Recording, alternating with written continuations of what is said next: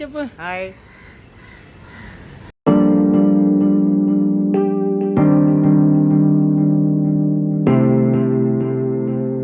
Time ఇప్పుడు 5:16 అయింది.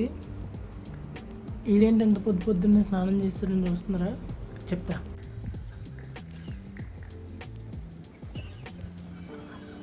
పొద్దున్నే లేచి టైం చెప్పాడు, ఎక్కడికి వెళ్తున్నాను అన్నాడు.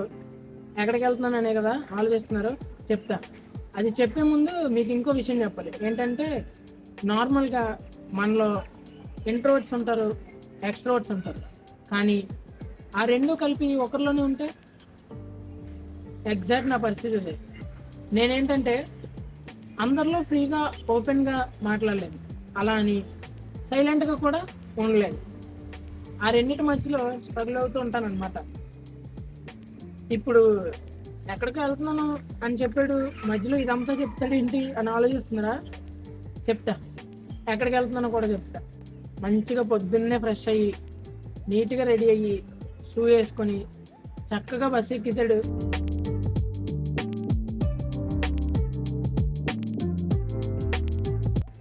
ఎక్కడికి వెళ్తున్నారనే కదా, సన్ రైజ్ చూడడానికి. బ్రో ఏంటి సన్ రైజ్ చూడడానికి ఎంత పొద్దున్నే లేచి బస్సు ఎక్కి వెళ్ళాలా? ఇంటి దగ్గర మేడ ఎక్కితే కనిపిస్తుంది కదా సన్ రైజ్ అని అనొచ్చు. కానీ మేడ మీద చూసిన సన్ రైజ్ వేరు, బీచ్లో చూసిన సన్ రైజ్ వేరు. ఎస్, ఆ సన్ రైజ్ బీచ్లో చూస్తే చాలా బాగుంటుంది. అందుకే బీచ్కి వెళ్దామని ప్లాన్ చేశాను. అయితే చెప్పడం కన్నా మీరు చూస్తే ఇంకా బాగా ఎంజాయ్ చేస్తారేమో.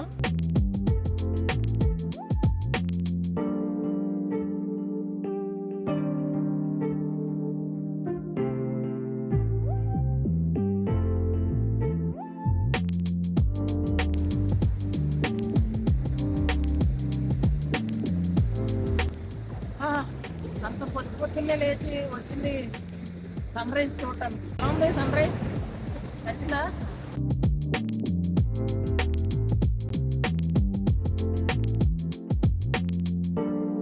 ఎంత సడన్గా ప్లాన్ చేసావు ఏంటి అని అడగొచ్చు. యాక్చువల్గా దానికి కొన్ని రీజన్స్ ఉన్నాయి.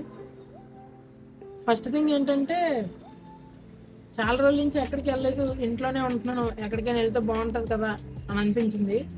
అందుకే ఇలా ప్లాన్ చేశాను. అది అబద్ధం.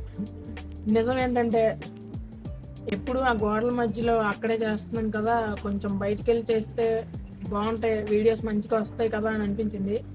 అందుకే. అండ్ సెకండ్ థింగ్ వచ్చేసి ఇందాక చెప్పాక ఇంట్రోవర్ట్ ఎక్స్ట్రోవర్ట్ అని.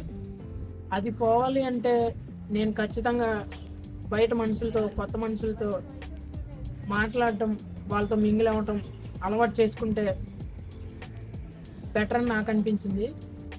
అందుకే ఇలా ప్లాన్ చేశాను.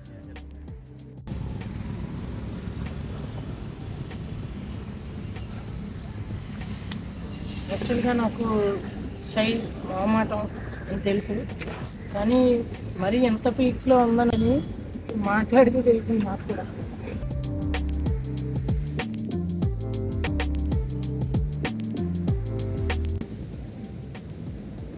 ఇలా చిన్న చిన్న షో చేయాలన్నమాట మధ్య మధ్యలో.